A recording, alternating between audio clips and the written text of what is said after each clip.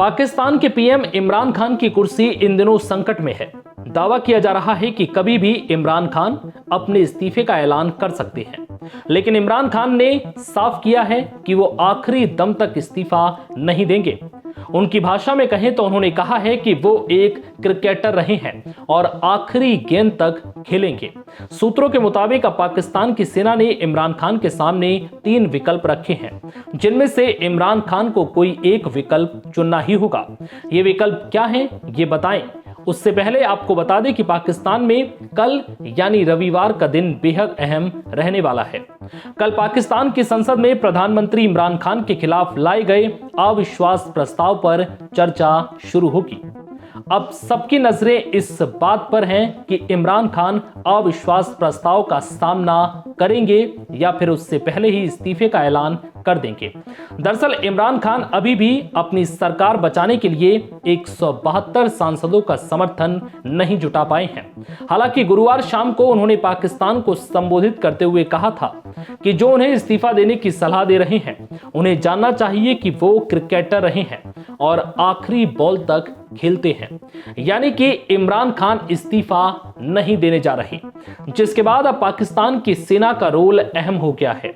ANI की report के अनुसार पाकिस्तान में इस्लामाबाद से लेकर कराची तक यही चर्चा है कि पाक सेना ने इमरान खान को 3 विकल्प दिए हैं। सूत्रों के अनुसार इमरान के सामने पहला विकल्प यह है कि वो प्रधानमंत्री के पद से इस्तीफा दे दें। दूसरा विकल्प यह है कि वो जल्द चुनाव का ऐलान करते हुए संसद को भंग कर दें। तीसरा विकल्प यह है कि वो संसद में अविश्वास प्रस्ताव का सामना करें और इसके नतीजे को स्वीकार करें।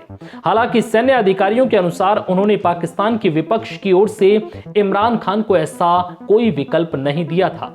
सेना के सूत्रों ने कहा है कि पाकिस्तान की सरकार ने ही सैन्य अधिकारियों को फोन किया था और राजनीतिक हालात पर चर्चा के लिए मीटिंग फिक्स करने को कहा था। इसी सिलसिले में बुधवार को इमरान खान ने पाकिस्तान आर्मी चीफ कमर जावेद बाजवा और आईएसआई के डीजी से मुलाकात की थी।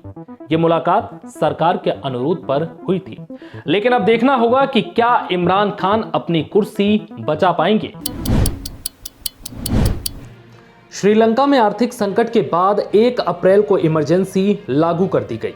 श्रीलंका में खाने पीने से लेकर लंबे पावर कट और ईंधन की कमी के चलते बढ़ते प्रदर्शन और हिंसा की घटनाओं के बीच श्रीलंका के राष्ट्रपति गोटाबाया राजपक्षे ने देश की सुरक्षा को ध्यान में रखते हुए आपातकाल लागू किया है।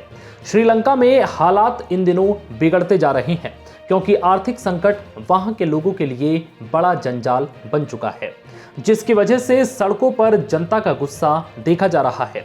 प्रदर्शनकारी हिंसा कर रहे हैं, संपत्तियों को नुकसान पहुंचा रहे हैं। श्रीलंका के राष्ट्रपति कार्यालय से जारी आदेश में कहा गया है कि देश में कानून व्यवस्था कायम रखने, आवश्यक चीजों की सप्लाई को जारी रखने के लिए यह फैसला लिया गया।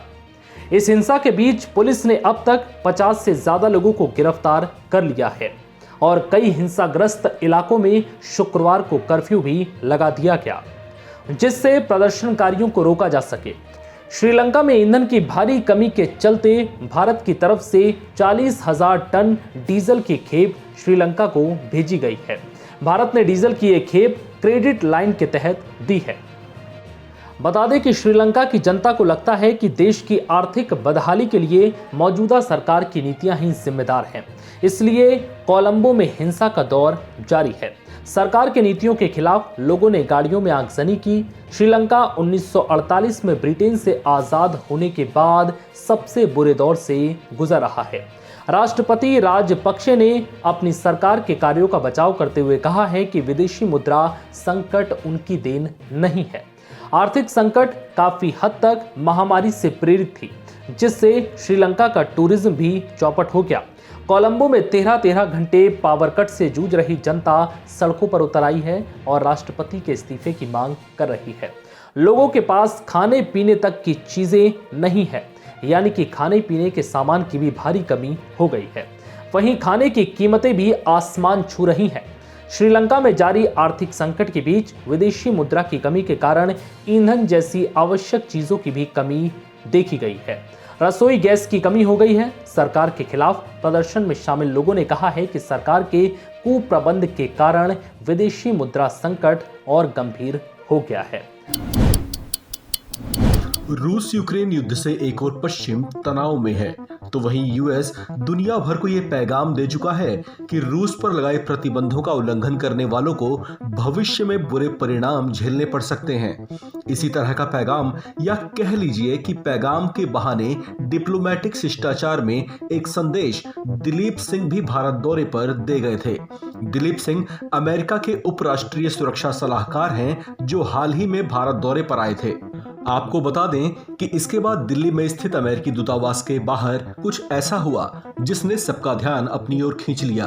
दरअसल अमेरिकी दूतावास के बाहर एक बोर्ड पर एक विवादित पोस्टर लगा था, जिस पर यह लिखा था कि अमेरिका भारत को धमकी देना बंद कर दे, क्योंकि भारत को अमेरिका की कोई जरूरत नहीं है, बल्कि अमेरिका को ही चीन के खिलाफ भारत की जरूरत है। यूएस दूतावास के बाहर यह पोस्टर अराजक तत्वों की ओर से लगाया गया था, जिसकी सूचना दिल्ली पुलिस को रात करीब 10:15 बजे के आसपास मिली थी, जिसके बाद इसे यहां से हटा लिया गया और दिल्ली पुलिस ने डीपीडीपी एक्ट यानी Delhi prevention of defence of property act के तहत अज्ञात के खिलाफ मामला दर्ज कर लिया है। इस मामले में अब दिल्ली पुलिस ने गहन पड़ताल शुरू कर दी है। बताया जा रहा है कि आरोपी या आरोपियों को पकड़ने के लिए सर्विलांस की मदद ली जा रही है। गौरतलब है कि ये विवादित पोस्टर अमेरिकी दूतावास के बाहर तब लगा मिला जब हाल ही में अमेरिकी डिप्टी एनएस से दिलीप सिंह अपनी भारत यात्रा पर यहां आए थे, जिसमें उन्होंने रूस यूक्रेन युद्ध में भारत के स्टैंड को लेकर एक तरह का कड़ा संदेश देने की कोशिश की थी। उन्होंने कहा था कि रूस पर लगाए प्रतिबंधों को ना मानने वाले देशों या उसका उल्लंघन करने वाले देशों को इसके गंभीर परिणाम भुगतने पड़ सकते हैं। गौरतलब है कि रूस के साथ अमेरिका के संबंध पहले से तनावपूर्ण रहे हैं। ऐसे में युद्ध के दौरान जब उस पर कई तरह के अंतर्राष्ट्रीय प्रतिबंध लगाए जा चुके हैं, तो अमेरिका नहीं चाहता कि दुनिया के अन्य देश भी उससे मधुर संबंध रखें। कोई दिक्कत है? कौन है मैनेजर यहाँ का? बुलाओ। नहीं, अभी मैनेजर नहीं। कौन है यहाँ का थाना का मैनेजर? मैनेजर अभी नहीं है सर।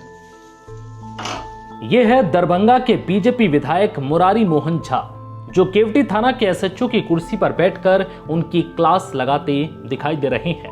क्या है पूरा मामला आपको बताएंगे, लेकिन उससे पहले विधायक जी की दबंगई का ये पूरा वीडियो देखें। होगा स्टेशन डायरी होगा। स्टेशन डायरी लाइए ना, यहाँ हम बैठे हुए हैं। स्टेशन डायरी लाइए, प्रेस वाले लोग भी हैं, देखेंगे ना आपका। स्टेशन डायरी प्रेस में नहीं होता है ना सर। प्रेस हैं? स्टेशन डायरी तो प्रेस में नहीं होता। हम देखेंगे ना उसको, स्टेशन डायरी। आप एंट्री किए कि नहीं, कोई कांड होता है उसका एंट्री थाना में होता है कि नहीं होता है? होता है सर। कहाँ है वो डायरी, स्टेशन डायरी? है, रखा हुआ है। लाइए, यहाँ लाइए हमारे पास। क्या दिक्कत है? कोई दिक्कत है? कौन है मैनेजर यहाँ का? बुलाओ। नहीं, अभी मैनेजर नहीं। कौन है यहाँ का थाना का मैनेजर? मैनेजर अभी नहीं है सर।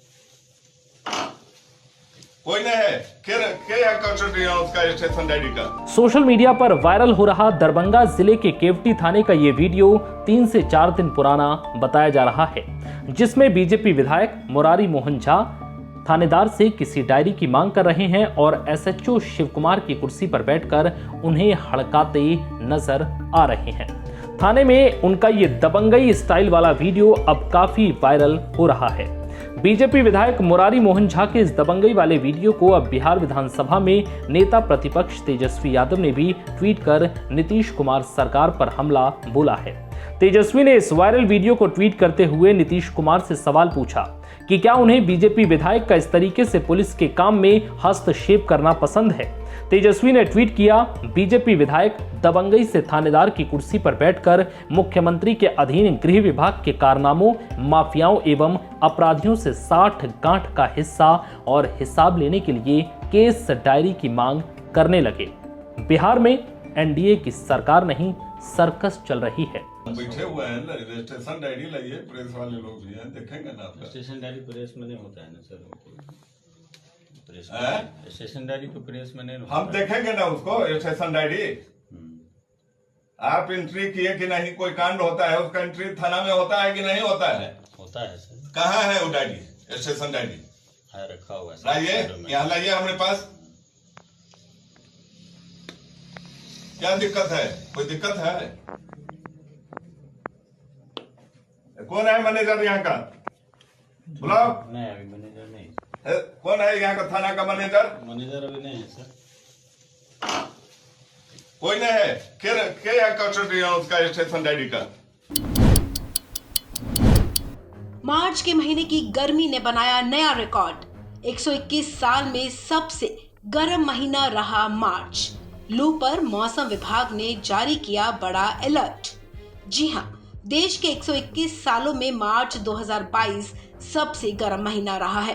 देश भर में इस साल गर्मी अपने पिछले सारे रिकॉर्ड तोड़ रही है। मध्य मार्च से राजस्थान, गुजरात और मध्य प्रदेश समेत भारत के कई राज्यों में गर्म हवाएं यानी कि लू चल रही है। मौसम विभाग ने जानकारी दी है कि देश में इस साल तापमान में बढ़ोतरी ने गर्मी का 121 साल का रिकॉर्ड तोड़ दिया है। मार्च 2022 में देश भर में अधिकतम तापमान सामान्य से 1.86 डिग्री सेल्सियस अधिक रहा है। रिकॉर्ड तोड़ने वाला आंकड़ा उत्तर पश्चिम और मध्य भारत में अधिकतम तापमान का रहा। मौसम विभाग के मुताबिक भारत में इस साल औसतन मार्च महीने में अपने सबसे गर्म दिनों को दर्ज किया है। आंकड़ों के मुताबिक 1901 के बाद से मार्च महीना सबसे गर्म रिकॉर्ड हुआ है। मार्च 2022 में देश का औसतन अधिकतम तापमान 33.01 डिग्री सेल्सियस दर्ज किया गया, जबकि इससे पहले मार्च 2010 में औसतन तापमान 33.09 डिग्री सेल्सियस रिकॉर्ड हुआ था। आंकड़े बताते हैं कि इस साल भारत में भयंकर गर्मी पड़ने वाली है। मौसम विभाग ने कहा कि उत्तर और मध्य भारत में फिलहाल लू और गर्मी से राहत नहीं मिलेगी। विभाग के मुताबिक पूरा अप्रैल का महीना सूखा रहने की संभावना है। राष्ट्रीय राजधानी दिल्ली, पंजाब, हरियाणा, राजस्थान, मध्य प्रदेश और आसपास के इलाकों में अप्रैल के पहले हफ्ते में लू यानी कि हीट वेव की स्थिति बनी रहेगी। राजधानी दिल्ली की बात करें तो यहाँ 4 से 8 अप्रैल के बीच तापमान 40 से 41 डिग्री सेल्सियस तक पहुँचने की संभावना है। इसके साथ ही गर्म हवाएं यानी कि लू भी लोगों को परेशान करेगी। आपको बता दें, IMD ने इस साल देश में सामान्य से कम बारिश होने के आसार जताए हैं। मौसम विभाग के पूर्वानुमान के अनुसार अप्रैल के महीने में पूर्वोत्तर भारत के कुछ हिस्से सामान्य से ज्यादा गर्म रह सकते हैं। स्काईमेट वेदर सर्विसेज के उपाध्यक्ष महेश पलावत का कहना है कि इस साल मार्च में इस तरह के उच्च तापमान के रिकॉर्डिंग के पीछे सबसे बड़ी वजह बारिश की कमी है। इसके अलावा उत्तर पश्चिम और मध्य भारत में लगातार शुष्क और गर्म पश्चिमी हवाएं चलना भी इसका कारण है। अप्रैल की पहली छमाही में भी इसी की तरह मौसम की स्थिति बने रहने की संभावना है, क्योंकि कोई मौसम प्रणाली विकसित नहीं की जा रही है। इस खबर में फिलहाल इतना ही। तमाम अपडेट्स के लिए आप बने रहें वन इंडिया हिंदी के साथ।